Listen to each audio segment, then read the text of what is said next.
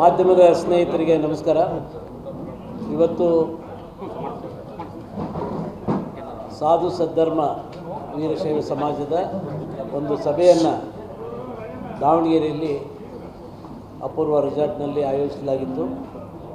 ಉದ್ದೇಶ ಸಾಧು ಸದ್ಧರ್ಮ ವೀರಶೈವ ಸಮಾಜದಲ್ಲಿ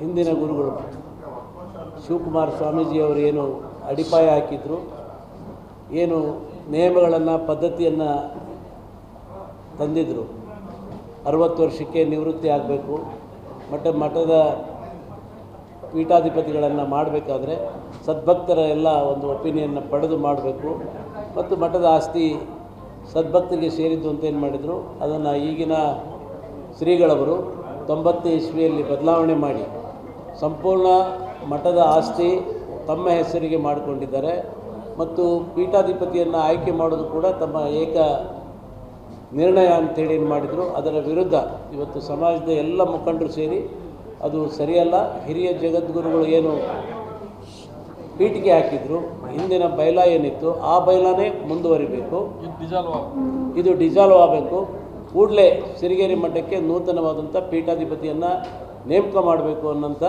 ತೀರ್ಮಾನಕ್ಕೆ ಎಲ್ಲರೂ ಕೂಡ ನಮ್ಮ ಶಾಮನೂರು ಶಿವಶಂಕರಪ್ಪನವರು ಅಖಿಲ ಭಾರತ ವೀರಶೈವ ಮಹಾಸಭಾದ ಅಧ್ಯಕ್ಷರು ಮತ್ತು ಸಾಧು ಸಮಾಜದ ಹಿರಿಯರಾದಂಥ ಅವರ ಒಂದು ನೇತೃತ್ವದಲ್ಲಿ ನಾವೆಲ್ಲರೂ ಕೂಡ ಸಭೆ ಸೇರಿ ಇವತ್ತು ಈ ತೀರ್ಮಾನವನ್ನು ತಗೊಂಡಿದ್ದೀವಿ.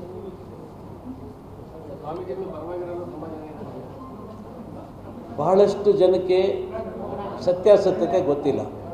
ಬಹುಶಃ ಇವತ್ತಿಂದ ಸತ್ಯಾಸತ್ಯತೆ ಇಡೀ ಸಮಾಜಕ್ಕೆ ಗೊತ್ತಾಗುತ್ತೆ.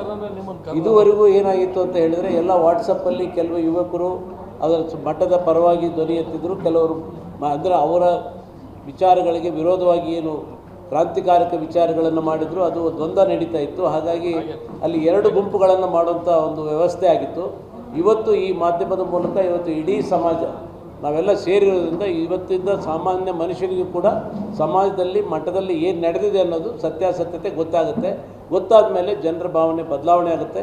ಅದಕ್ಕೆ ಇವತ್ತು ಶಾಮನೂರು ಶಿವಶಂಕರಪ್ಪನವ್ರ ನೇತೃತ್ವದಲ್ಲಿ ಒಂದು ತೀರ್ಮಾನ ಮಾಡಿ 20, 25, 30 ಜನರ ಒಂದು ಸಮಿತಿಯನ್ನು ಮಾಡಬೇಕು ಮತ್ತು 15 ದಿವಸಗಳೊಳಗೆ ಸ್ವಾಮೀಜಿಯವರನ್ನ ಭೇಟಿ ಮಾಡಿ ಇವತ್ತು ಕೈಗೊಂಡಂಥ ನಿರ್ಣಯಗಳನ್ನು ಅವರ ಗಮನಕ್ಕೆ ತರಬೇಕು. ನಂತರ ಸ್ವಾಮೀಜಿಗಳು ಯಾವ ರೀತಿ ಪ್ರತಿಕ್ರಿಯೆ ಮಾಡ್ತಾರೆ ಅನ್ನೋದ್ರ ಮೇಲೆ ಮುಂದಿನ ತೀರ್ಮಾನಗಳನ್ನು ತಗೋಬೇಕು ಅನ್ನೋಂಥ ಒಂದು ನಿರ್ಣಯ.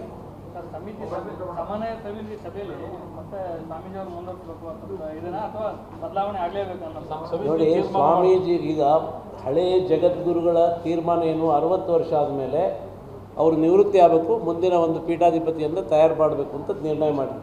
ಅದಕ್ಕೆ ನಾವು ಭದ್ರಾಗಿರಬೇಕು ಅಂತ ಎಲ್ಲರೂ ಕೇಳ್ತಾ ಇದ್ದೀವಿ. ಈಗ ಆಪ್ಷನ್ ಈಗಿರೋ ಸ್ವಾಮಿಗಳು ಸಾಣೆಹಳ್ಳಿ ಸ್ವಾಮಿಗಳು ಅದು ಮುಂದುವರ್ಸಕ್ಕೆ ಸಾಣೆಹಳ್ಳಿ ಸ್ವಾಮಿಗಳಲ್ಲ, ಈಗ ಇಲ್ಲಿ ಹೇಳಿದಾಗ ಆ ಸಾಣೆಹಳ್ಳಿಗೂ ಪೀಠ ಮರಿ ಮಾಡಬೇಕು, ಸಿರಿಗೆರೆ ಪೀಠಕ್ಕೂ ಮರಿ ಮಾಡಬೇಕು, ಅರಳಕಟ್ಟೆಗೂ ಮರಿ ಮಾಡಬೇಕು. ಯಾರಿಗೆ 60 ವಯಸ್ಸು ಆಗಿದೆ ಅಲ್ಲೆಲ್ಲ ಮಾಡಬೇಕು.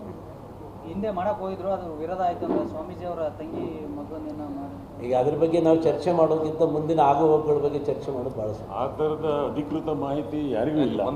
ಇದು ಸುಮ್ಮನೆ ಜನಗಳ ಮಧ್ಯೆ ಚರ್ಚೆ ಆಗ್ತಾ ಇರೋದು. ಆ ರೀತಿ ಎಲ್ಲೂ ಕೂಡ ಅದು ವ್ಯಕ್ತನೂ ಆಗಿಲ್ಲ, ಚರ್ಚೆನೂ ಆಗಿಲ್ಲ.